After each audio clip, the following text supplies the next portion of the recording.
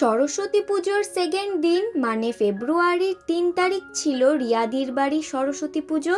আর অঞ্জলি দেবে বলে বেশ সকাল সকালই চলে এসেছিল সন্দীপ আর সুমিত। আর পুকুশের হাতে খড়ি হওয়ার পর সবাই মিলে অঞ্জলি দিয়ে দিচ্ছে, শুধুমাত্র আমি মা বাবা ছাড়া, কারণ আমাদের এখনো কালসূচ ওঠেনি।